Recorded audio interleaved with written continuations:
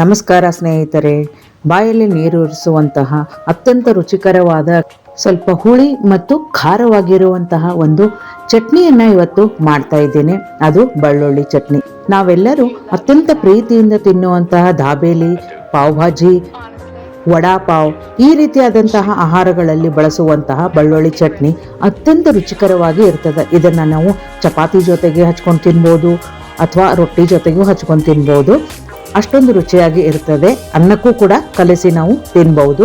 ನಾನಿಲ್ಲಿ 1 ಕಪ್ ಆಗುವಷ್ಟು ಬೆಳ್ಳುಳ್ಳಿಯನ್ನು ಸಿಪ್ಪೆ ಬಿಡಿಸಿ ಕುಟ್ಕೊಳ್ತಾ ಇದ್ದೇನೆ. ಅದಕ್ಕೆ ರುಚಿಗೆ ಉಪ್ಪು, ಸ್ವಲ್ಪ ಖಾರ, ಹಾಗೆ ಸ್ವಲ್ಪ ಕೊತ್ತಂಬರಿ ಬೀಜವನ್ನು ಹಾಕೊಂಡು ಕುಟ್ಕೊಳ್ತಾ ಇದ್ದೇನೆ. ಈ ರೀತಿ ಬೆಳ್ಳುಳ್ಳಿ ಚಟ್ನಿಯನ್ನು ನೀವು ಈ ಚಳಿಗಾಲದಲ್ಲಿ ಮಾಡಿ ತಿನ್ನೋದ್ರಿಂದ ದೇಹಕ್ಕೆ ಉಷ್ಣವನ್ನು ನೀಡ್ತದೆ. ಅದಕ್ಕಾಗಿ ಈ ಚಳಿಗಾಲದೊಳಗೆ ಬೆಳ್ಳುಳ್ಳಿ ಚಟ್ನಿಯನ್ನು ಮಾಡಿ ತಿನ್ನೋಣಂತ. ನೋಡ್ರಿ, ಸ್ವಲ್ಪ ನಾನು ನೀರು ಹಾಕೊಂಡಿದ್ದೇನೆ, ಸ್ವಲ್ಪ ಮಿಕ್ಸ್ ಮಾಡ್ಕೊಳ್ಳೋಣಂತ. ಬೆಳ್ಳುಳ್ಳಿ ಚಟ್ನಿಯನ್ನು 1 ವಾರದವರೆಗೂ ನೀವು ಇಟ್ಕೊಂಡು ತಿನ್ಬಹುದು.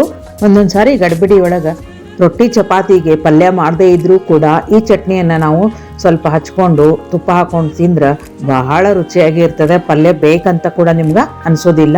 ಚಟ್ನಿಗೆ ಈಗ ಒಂದು ಒಗ್ಗರಣೆಯನ್ನ ಮಾಡ್ಕೊಳ್ಳೋಣಂತ. ನಾನಿಲ್ಲಿ ಒಂದು ಸಣ್ಣ ಕಡಾಯಿಯನ್ನ ಇಟ್ಕೊಂಡು ಅದಕ್ಕೆ 2 ಚಮಚ ಎಣ್ಣೆಯನ್ನು ಹಾಕೊಂಡಿದ್ದೇನೆ. ಅದಕ್ಕೆ ಒಂದು ಅರ್ಧ ಚಮಚ ಜೀರಿಗೆ ಹಾಕೊಂಡಿದ್ದೇನೆ, ಅರ್ಧ ಚಮಚ ಆಗುವಷ್ಟು ಅರಿಶಿಣ ಪುಡಿಯನ್ನು ಹಾಕೊಂಡಿದ್ದೇನೆ. ಹಾಗೆ ನಾವು ಕುಟ್ಟಿ ಇಟ್ಕೊಂಡಿರುವಂತಹ ಬೆಳ್ಳುಳ್ಳಿ ಚಟ್ನಿಯನ್ನ ಈ ಎಣ್ಣೆಗೆ ಸೇರಿಸ್ಕೊಂಡು ಚಟ್ನಿಯಲ್ಲಿರುವಂತಹ ನೀರಿನ ಅಂಶ ಪೂರ್ತಿಯಾಗಿ ಆವಿಯಾಗೋವರೆಗೂ ನಾವು ಇದನ್ನು ಬೇಯಿಸ್ಕೊಳ್ಬೇಕು. ನೋಡಿ ಎಷ್ಟು ಚೆನ್ನಾಗಿ ಬೆಂದಿದೆ ಅಂತ. ಇವಾಗ ಎಣ್ಣೆ ಕೂಡ ತೇಲ್ತಾ ಇದೆ. ಚಟ್ನಿ ಇವಾಗ ರೆಡಿಯಾಗಿದೆ.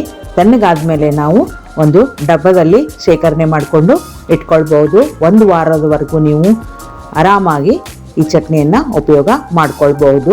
ಚಟ್ನಿಗೆ ಸ್ವಲ್ಪ ಟೇಸ್ಟ್ ಕೊಡೋದಕ್ಕೆ ನಾನು ಒಂದು ಅರ್ಧ ಲಿಂಬೆ ಹಣ್ಣನ್ನು ಕಟ್ ಮಾಡಿ ಅದರ ರಸವನ್ನು ಇದರ ಜೊತೆಗೆ ಸೇರಿಸ್ಕೊಂಡು ಮಿಕ್ಸ್ ಮಾಡ್ಕೊಳ್ತೇನೆ. ತುಂಬ ರುಚಿಯಾಗಿ ಇರ್ತದೆ. ಖಾರವಾಗಿ, ಹುಳಿಯಾಗಿ ಮತ್ತು ಚೆನ್ನಾಗಿ ಫ್ರೈ ಆಗಿರೋ ಈ ಬೆಳ್ಳುಳ್ಳಿಯ ಘಮ ಬಹಳ ಪರಿಮಳವಾಗಿ ಇರ್ತದೆ. ಒಂದ್ಸಲ ಮಾಡಿದ್ರೆ ಸಾಕು, ಮನೆಯವರೆಲ್ಲ ತುಂಬಾ ತೃಪ್ತಿಯಿಂದ ತಿಂತಾರೆ. ಮತ್ತೆ ಮಾಡೋದಕ್ಕೆ ನಿಮ್ಗೆ ಡಿಮ್ಯಾಂಡ್ ಮಾಡ್ತಾರೆ. ರೆಸಿಪಿ ಇಷ್ಟ ಆದಲ್ಲಿ ನನ್ನ ಚಾನಲ್ ಸಬ್ಸ್ಕ್ರೈಬ್ ಮಾಡ್ಕೊಂಡು ನೋಡಿ, ಶೇರ್ ಮತ್ತು ಲೈಕ್ ಮಾಡಿ. ಮುಂದಿನ ವಿಡಿಯೋದಲ್ಲಿ ಮತ್ತೆ ಸಿಗ್ತೇನೆ. ಅಲ್ಲಿವರೆಗೂ ಧನ್ಯವಾದಗಳು.